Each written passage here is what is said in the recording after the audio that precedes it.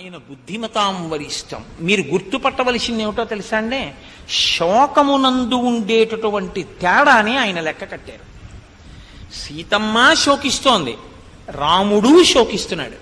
కానీ ఇద్దరి శోకానికి ఏమిటి తేడా అంటే, రాముడు శోకిస్తున్నా తన వారి మధ్య ఉన్నాడు, సుగ్రీవుడున్నాడు, పక్కన లక్ష్మణమూర్తి ఉన్నారు, తాను నమ్మిన ధనుర్వేదం ఉంది, తనకి అస్త్రశస్త్రములు తెలుసు, ఇవాళ కాకపోతే రేపు సీతమ్మని తెచ్చుకోగలనన్న ధైర్యం ఉంది, ఋతువు మారితే తన వైపు నుంచి వానరులు వెడతారని తెలుసు, తను సైన్యాన్ని సమీకరించగలని తెలుసు. సీతమ్మ అబల, ఒక ఆడది, భర్త నుంచి దూరంగా మోసగించి తేబడింది, ఉన్నది రాక్షస స్థావరంలో. ప్రతిరోజు కాముకుడైనటువంటి రావణుడు చూస్తున్నాడు, తన మనసు మార్చాలని ప్రయత్నం చేస్తున్నాడు, విశేషమైనటువంటి దుర్బోధ చేస్తున్నాడు, రామ నింద చేస్తున్నాడు. ఈవిడిది కష్టమా రాముడిది కష్టమా? ఎవరిది కష్టం? శోకంలో ఇద్దరూ ఏడుస్తున్నారు. కానీ ఏడవడంలో ఎవరు శోకించడంలో చాలా భయంతో కూడి ఎక్కువ శోకంతో ఏడుస్తున్న వాళ్ళు ఎవరు? ఈవిడ కష్టం ఎక్కువ ఏడిచేటప్పుడు. ఈవిడ కష్టంతో పోలిస్తే ఆయన కష్టం తక్కువ. ఇంత ఎక్కువ కష్టంలో ఆవిడ ఉండి ఉంటుందని ఊహించలేనంత అమాయకుడా రాముడు కాడే? 10 నెలల నుంచి రావణుని యొక్క బంధనంలో ఆవిడ ఉంది అంటే, తన భార్య మనసు మారదు, తన గురించే అలమటిస్తోందని తెలుసు, అలమటిస్తుందని తెలుసు, కొన ఊపిరి వరకు తననే నమ్మి బతుకుతుందని తెలుసు. రావణుడు కాముకుడయ్యి అనకూడని మాటలు అంటూ ఉంటాడని తెలుసు, రాక్షస స్థావరం మధ్యలో ఉండిపోయిందని తెలుసు. తెలిసి తాను లక్ష్మణుడితో ఉన్నాడు, సుగ్రీవుడి దగ్గర ఉన్నాడు, వానరుల మధ్యలో ఉన్నాడు, తనకి అస్త్రశస్త్రాలు తెలుసు. తను శోకిస్తూ ఉండడం వేరు, ఈవిడ శోకం వేరు. తను శోకిస్తూ ఈవిడ శోకము యొక్క వ్యగ్రతని తెలిసి కూడా తాను నిగ్రహించుకోగలిగాడంటే, అయ్య బాబోయ్, అలా తట్టుకోగలిగిన శక్తి సామాన్యమైన గుండెగారది బండ. లేకపోతే ఇంకోడైతే తన భార్య ఇలా ఉంటుందనుకుంటే పగిలిపోతుంది. ఇటువంటి ప్రేమైకమూర్తి గురించి శోకమునందు ఉండేటటువంటి తారతమ్యాన్ని లెక్క కట్టినప్పుడు ఆవిడ పడుతున్న బాధ ఊహించినంత మాత్రం చేత ఎవరి గుండె అయినా వ్రక్కలైపోతుందన్నారంతే హనుమ. అందుకే పరాశర భట్టర్లు శ్రీగుణరత్న కోశం చేస్తే, అమ్మా నువ్వు ఏ అవతారమైనా స్వీకరించు, కానీ ఇంకా ఎప్పుడూ సీతమ్మగా మాత్రం రావద్దు. ఏమవుతుంది రావణుడు బతికుంటే? మమ్మల్ని కొడతాడు, మమ్మల్ని చంపుతాడు. అయినా కొట్టి చంపేసేంత యజ్ఞాలు యాగాలు ఇప్పుడు మేమేం చేయట్లేదు. రావణుడు అక్కర్లేదు, ఇప్పుడు మాకు చాలా మంది ఉన్నారు వద్దని వాళ్ళు. అప్పుడు ఒక్కడే. కాబట్టి మా జోలికి వచ్చేవాడు ఎవరు? వచ్చి కొడితే కొట్టనే, అవే తేలిక. అంతే తప్ప నువ్వు ఇంత కష్టపడి అశోకవనంలో ఉండి ఇన్ని బాధలు పడడాన్ని మాత్రం మేము చదవలేం, మా వల్ల కాదు. అందుకని ఇంకెప్పుడు సీతమ్మగా మాత్రం నువ్వు అవతారమును స్వీకరించవద్దు అని వేడుకున్నారు పరాశర భట్టర్లంటే. ఆయన ఎంతగా ఉద్విగ్నత పొందారో శ్రీరామాయణ పఠనం చేత మీరు గ్రహించవలసి ఉంటుంది. కాబట్టి ఆయన అంటారు, సుముహూర్తమివ ధ్యాత్వా భాష్ప పర్యాకులీక్షణ సీతామాశ్రిత్య తేజస్వీ హనుమాన్ విలలాపః. సుందరకాండని ఎక్కడ పడితే అక్కడ ఆపడం కుదరదు, అలా ఆపకూడదు. సుందరకాండని ఏదో ఒక మంగళప్రదమైన ఘట్టం దగ్గరికి వెడితే తప్ప ఆపడం కుదరదు. కాబట్టి సుముహూర్తమివ ధ్యాత్వా భాష్ప పర్యాకులీక్షణ.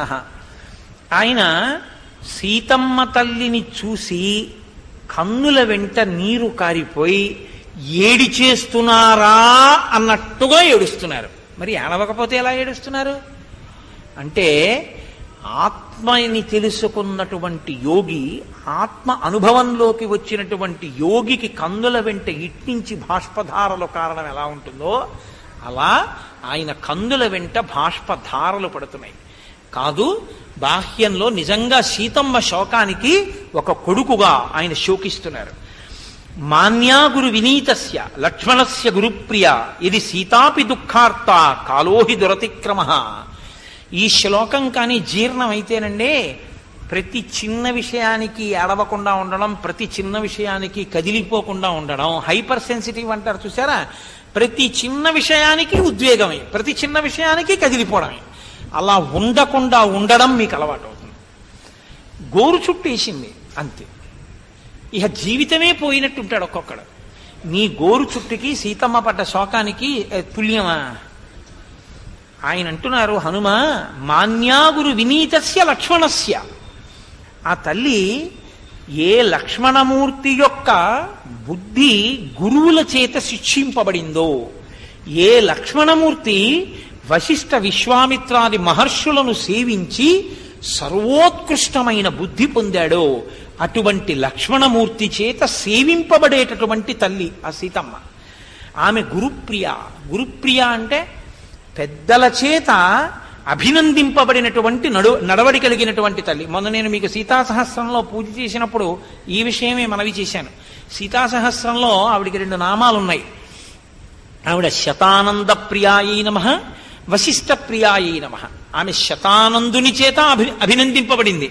ఆమె పుట్టింట్లో ఉన్నప్పుడు ఆమె నడవడికి పురోహితులు సంతోషించారు. పుట్టింట్లో ఉంటే సంతోషించడం ఏంటి అంటే, పుట్టింట్లో ఉన్న ఆడపిల్ల ఏ నోము పట్టినా, ఏ వ్రతం చేసినా, ఏ పూజ చేసినా దేని కొరకు చేస్తుందంటే ఉత్తముడైన భర్త తనకి రావాలని చేస్తుంది తప్ప అన్యప్రయోజనం ఉండదు. అందుకే ఆడపిల్లలకి ఏదో ఈ అట్ల తద్ది, ఉండ్రాళ్ల తద్ది, లేకపోతే గొబ్బిళ్ళు పెట్టించి ముద్దా బంతి వంటి మొగుణ్ణి ఇయ్యావే అని పాటలు పాడిస్తారు.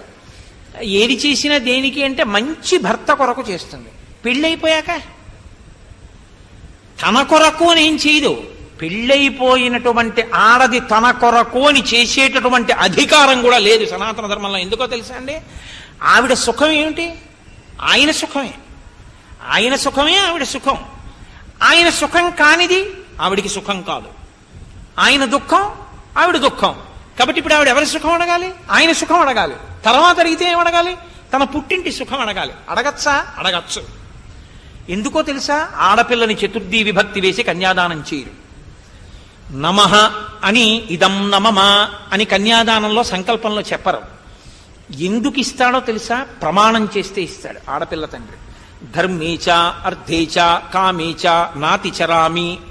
అయ్యా, నాకు ఒక పత్ని ఉంటే నేను యజ్ఞయాగాది క్రతువులు చేసి తరిస్తాను, అందుకని మీరు నాకు పిల్లనివ్వండి అని అడుగుతాడు. ఆడపిల్ల తండ్రి వెళ్ళి అడగలేదు మగపిల్లాడిని ఇమ్మని. మగపిల్లాడి తండ్రి వచ్చి అడిగాడు ఆడపిల్లని. కన్యావరణం మీరు చూడండి పెళ్లిలో. మగపిల్లాడి తండ్రి పురోహితుల్ని పిలిచి తాంబూలం ఇచ్చి మా అబ్బాయికి తగిన భార్య ఎక్కడ ఉందో మీరు వెతికి రెండని పంపిస్తాడు. గౌరీ తపస్సు చేస్తున్నటువంటి ఆడపిల్ల పుట్టినిల్లుగా భావించి పురోహితులు అక్కడికి వచ్చి ప్రవర చెప్తారు 3 మాటలు. ఈ అమ్మాయి ఉంది, ఫలానా అమ్మాయికి మీరు వరుణ్ణి ఇస్తే బాగుంటుంది, ఫలానా వాడికి మీ అమ్మాయిని ఇస్తే బాగుంటుందని అంగీకరించిన వాడు కన్యాదాత. కాబట్టే సభావేదిక ఎవరిది అంటే కన్యాదాతదే. వివాహంలో, ఉపనయనంలో తండ్రిది. ఉపనయనంలో తండ్రిది, వివాహంలో కన్యాదాతది. నా కూతురు పెళ్లి చేస్తున్నాను అనుకోండి, వేదిక నాది. నా కొడుకు పెళ్లి చేస్తున్నాను అనుకోండి, నేను ఎంక్రోచ్ అవ్వకూడదు. ఎందుకనంటే అది నా వియ్యంకుడిది.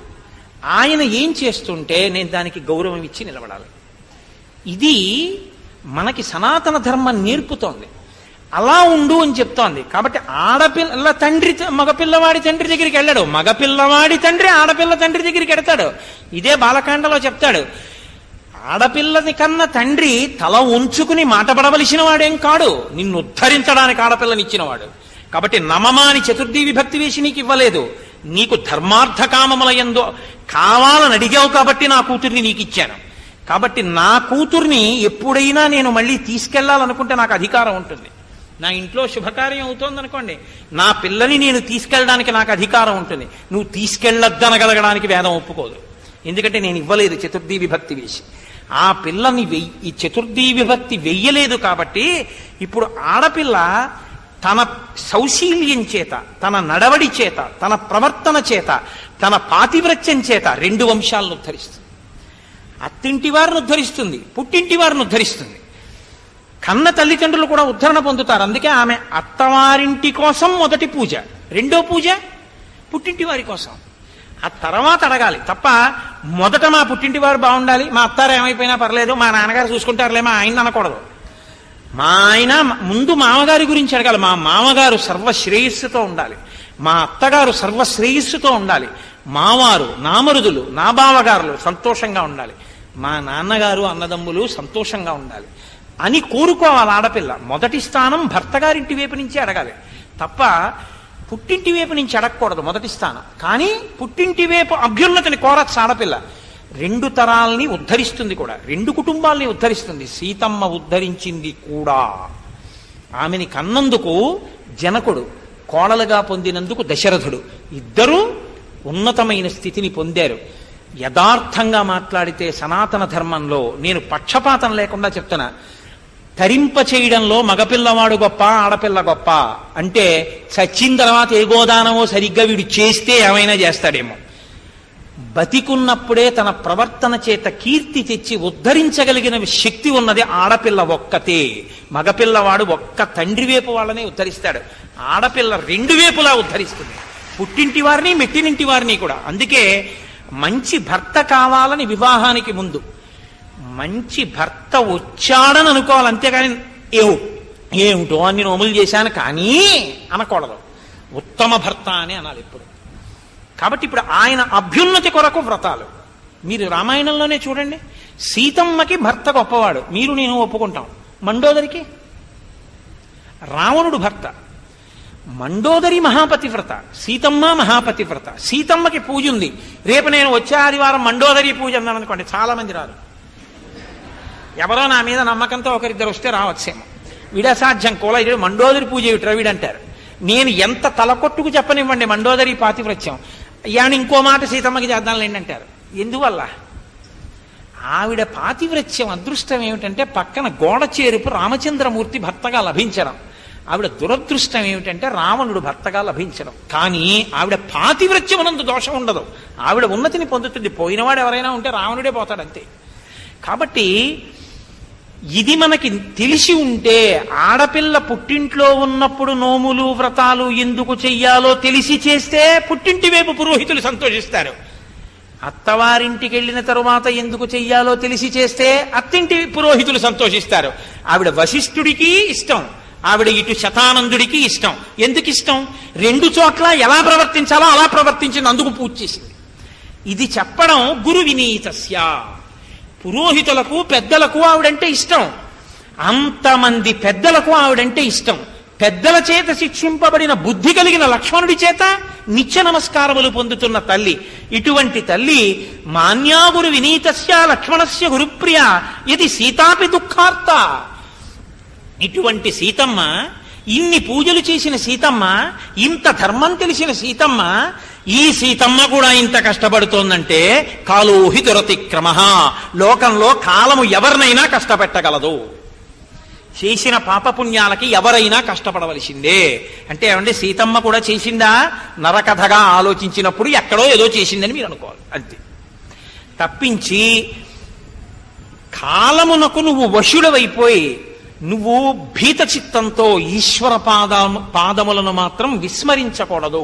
కష్టమన్నది అందరికీ వస్తుంది, సీతమ్మకు వచ్చిన కష్టం కన్నా కాదుగా అని తలుచుకుని నువ్వు నిభాయించుకోవడానికి రామాయణం నీకు పనికి రావాలి. అంతేగాని గోరు చుట్టేస్తే నా కష్టానికి సీతమ్మ కష్టానికి పోలికండి. గోరు చుట్టేస్తే సీతమ్మ తట్టుకోగలదా? అనకూడదు. ఎంత కష్టంలో ఉంది నువ్వు ఆలోచించగలగాలి. ముందు ధర్మాన్ని ఎలా నిలబెట్టుకుంది. కాబట్టి గోరు చుట్టేసినా నేను ఎల్లాగో అలా ఒక్కసారైనా ఆచమనం చేసి సంధ్యావందనం చేస్తాననాలి. అంతేగాని గోరు చుట్టేసింది కాబట్టి తేరగా దొరికింది సంధ్యావందనం మానేస్తాను అనకూడదు. కాబట్టి తుల్యశీలావయో వృత్తాం తుల్యాభిజన లక్షణం రఘవోర్హతి వైదేహీం తంచేయమసితేక్షణ. బా ఏమి శ్లోకాలండి, అమృత భాండాలు. తుల్యశీలా వయో వృత్తాం తుల్యాభిజన లక్షణం రాఘవోర్హతి వైదేహీం. ఆమె శీలమునందు రాముడితో సమానం, వయసులో రాముడికి భార్యగా ఉండడానికి యోగ్యం, వృత్తాం నడవడి చేత రాముడికి అన్ని విధాలా యోగ్యమైనటువంటిది. అటువంటి తల్లి ఆమె వంశము చేత సరి అయినటువంటి తల్లి. ఆయన వంశం ఎంత గొప్పదో ఆవిడ వంశం అంత గొప్పది. అసలు ఆ మాటకొస్తే ఆయన కన్నా ఆవిడదో మార్క్ ఎక్కువ. ఎందుకంటే అప్పుడప్పుడు రాముడు కోపించినట్లుగా కళ్ళకి ఎరుపు జీరలు వస్తాయి, 14,000 మంది కరదూషణాదులు వస్తాయి. ఇంత బాధ పెడుతున్న రావణుడు ఆ తల్లి కళ్ళు మాత్రం ఎరుపెక్కలేదు, ఇంకా నల్లగానే ఉన్నాయి. అంటే ఇంకా ఆవిడ పుత్ర ప్రేమతోనే ఉంది అటువంటి దుర్మార్గుణ్ణి చూసి కూడా. ఇది ఆ తల్లి యొక్క వైభవం. నిజంగా కూడా అంతేనండి. లోకంలో తుల్యశీల వయోవృత్తాం, వాళ్ళిద్దరూ కూడా ఆనాటి నుంచి ఈనాటి వరకు ఆర్తత్రాణపరాయణులే. ఎంత ఆర్తత్రాణపరాయణత్వమో తెలుసా అండి? సీతారాముల హృదయం ఇటువంటిది అన్నదానికి మీకు నేను ఒక ఉదాహరణ చెప్తాను.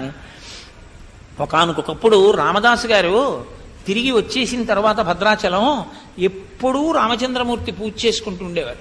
ఎప్పుడూ రామనామస్మరణే. అస్తమానం ఆయన ఏమనేవారంటే భార్యని పిలిచి, నేను వెళ్ళిపోతున్నాను వైకుంఠానికి, విమానం వచ్చింది అనేవారు. ఆవిడ అనుకునేది, ఇలాగే అంటుంటారు పాపం, పెద్దవారు అయిపోయారు కదా, ఇంకా రామభక్తిలో అలా అంటున్నారు అనుకునేది ఆవిడ. భద్రాచలంలో అందరూ చూశారండి. భద్రాచలంలో యథార్థంగా జరిగిన సంఘటన. నిజంగా వైకుంఠం నుంచి విమానం వచ్చింది.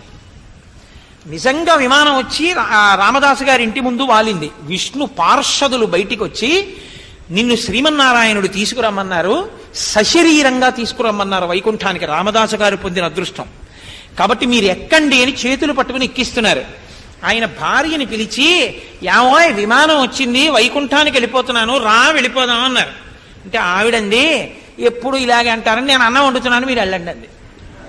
ఎవరి కర్మవారిది అన్నారు ఆయన. ఆయన ఎక్కారు విమానం. అందరూ రామదాసు గారికి జై, రామచంద్రమూర్తికి జై అని అరుస్తున్నారు. ఆవిడకి అనుమానం వచ్చింది, ఏమిటి ఇన్ని అరుపులు వినపడుతున్నాయని బయటికి వచ్చారు. విమానంలో వెళ్ళిపోతూ రామనామ భజన చేస్తూ కనపడ్డారు రామదాసు గారు. ఆవిడ మీరు యథార్థమైన రామదాసు గారి చరిత్ర చదివితే, యథార్థ చరిత్ర అంటే రకరకాలుగా ఏవో చూపిస్తారు, ఏవో వినపడుతుంటాయి, అవన్నీ కాదు నేను చెప్పేది. ఆవిడ నేల మీద పడి పొర్లి ఏడ్చింది. ఇటువంటి భర్త, ఆయనతో కలిసి జీవితాన్ని పంచుకున్నాను, రావే విమానం వచ్చింది వెళ్ళిపోదామన్నారు, మీరు వెళ్ళండి నేను తర్వాత వస్తానన్నాను, నీ కర్మ అని ఆయన వెళ్ళిపోయారు, నేను ఉండిపోయాను అని ఏడిస్తే, నేను ఇక బతకను, రామచంద్రమూర్తి పాదాల దగ్గర తల కొట్టేసుకుని శరీరం వదిలేస్తాను, నా భర్తని తీసుకెళ్లి నన్ను వదిలేశాడని ఆవిడ వెళ్ళి రామచంద్రమూర్తి పాద పీఠమునందు తల కొట్టుకుంటుంటే, మీరు యథార్థంగా చెప్తున్నాను నేను, అశరీరవాణిగా రాముడు మాట్లాడాడు. భద్రాచలంలో రామచంద్రమూర్తి యొక్క మూర్తి మాట్లాడింది. నువ్వు విచారించకు, నిన్ను ఎక్కించకపోవడంలో కూడా కారణం ఉంది. రామదాసు తర్వాత ఈ రామాలయాన్ని రక్షించగలిగినటువంటి స్థితిలో, అర్చన చెయ్యగలిగినటువంటి స్థితిలో నీ కొడుకుని సిద్ధం చేసిన తరువాత నిన్ను కూడా నాలో ఐక్యం చేసుకుంటానన్నారు. విమానం రాలేదు, కానీ రామదాసు గారి భార్య కూడా రామచంద్రమూర్తిలోకే ఐక్యమయ్యారు. ఆనాడు ఈనాడు కూడా అదే పరిస్థితి. రామదాసు గారిని కొరడాలు పెట్టి కొడుతుంటే, ననుబ్రోవామని చెప్పావే సీతమ్మ తల్లి, ననుబ్రోవామని చెప్పావే అన్న కీర్తనలో ఆయన ఎంత ఆక్రోశించాడో తెలుసా అండి? నేను అడగనమ్మా రాముణ్ణి, నేను అడుగుతూనే ఉన్నాను, చక్కగా అన్నీ పుచ్చుకున్నాడు, సీతమ్మకు చేయిస్తీ చింతాకు పతకము రామచంద్ర అన్నీ పుచ్చుకున్నాడు, ఇప్పుడు మాత్రం పలకట్లేదు. అమ్మా రాత్రి వచ్చి చక్కగా నీ పాన్పు పక్కన కూర్చుని మంచి బలహీనమైన క్షణంలో నీ చెక్కీలి నొక్కుచు చక్కగా మరుకేళి సొక్కీయుండెడు వేళ నన్ను బ్రోవామని చెప్పావే. అప్పుడు నీ బుగ్గలు నొక్కుతూ చాలా సంతోషంగా నీ పక్కన చేరుతాడు. అప్పుడు నువ్వేమైనా అంటే కాదండమ్మోయ్. అందుకని ఆ రామదాసు గారి సంగతి ఏం చేశారు అని అడుగు. అప్పుడు ఏం చెప్తాడో నాకు చెప్పు సుమా అమ్మ. అమ్మ అప్పుడు ఏమంటాడో తెలుసా? సీత నేను చూస్తాను కదా అంటాడు. మరునాడు మళ్ళీ రాత్రి ఏమంటాడో తెలుసా? అవునవును నిన్నను కూడా చెప్పావు కదూ అంటాడు. అందుకని మరునాడు పొద్దున్న లేచి మళ్ళీ వెళ్ళిపోతుంటాడే, ఆ వెళ్ళిపోయేటప్పుడు మళ్ళీ గుర్తు చేయుసుమా అమ్మ, నన్ను బ్రోవామని చెప్పావే అని ఏడిచారండి రామదాసు గారు. మీరు ఇప్పటికీ హైదరాబాద్లో బందికానా చూస్తే రామభక్తి అంటే ఏమిటో అర్థమవుతుంది, రాముడు అంటే ఏమిటో అర్థమవుతుంది. పిలిచిన వారికి కొంగు బంగారం నా తండ్రి. ఆ తల్లి కన్నుల నీరు పెట్టుకుంది. నీరు పెట్టుకుని రామచంద్రమూర్తిని నిలదీసేసింది ఆవిడ. ఎందుకు రక్షించారు రామదాసు గారు? నాది కాదు దోషం సీత, ఆయనే మొక్కాడు కిందటి జన్మలో 365 రోజులు నియమం తప్పకుండా రుద్రాభిషేకం చేస్తాను, నాకు దర్శనం ఇమ్మని అడిగాడు. 364 రోజులు అభిషేకం చేశాడు. 365 రోజులని లెక్క కట్టుకున్నాడు. 365 రోజులైనా దర్శనం ఇవ్వలేదని కోపం వచ్చి శివలింగాన్ని బండతో బదలగొట్టకపోయాడు. నేను శివలింగంలోంచి మాట్లాడాను. శివుడొకడు రాముడొకడు కాదు కదండి. ఆ అందుకని ఈ జన్మలో నీకు దర్శనం అవ్వలేదు, తప్పు నీ మీద పెట్టుకొని నన్ను తప్పు ఎంచావు, పైగా ఒక చిలుకని బంధించావు. కాబట్టి వచ్చే జన్మలో నువ్వు కూడా ఖైదులో ఉన్న తర్వాత నువ్వు ఏ వేద ప్రమాణాన్ని ధిక్కరించి 364 రోజులు చేసి 365 రోజులు చెయ్యకుండా నన్ను అన్నావో, ఈ కారణం చేత నీవు వేద ప్రమాణాన్ని తిరస్కరించేటటువంటి వాడిగా పుడతావు. కానీ నీకే నా మొదటి దర్శనం. చిలకని 12 ఏళ్లు బంధించినటువంటి వాడున్నాడు రామదాసు.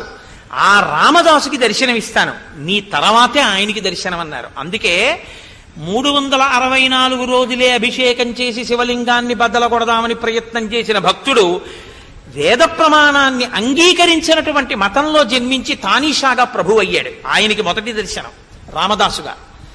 తర్వాతి దర్శనం చిలుకని బంధించిన పాపం క్షయమైపోయిన తర్వాత రామదాసు గారికి దర్శనం. రామదాసు రామదాస, రాముడు రామదాసుకి దాస.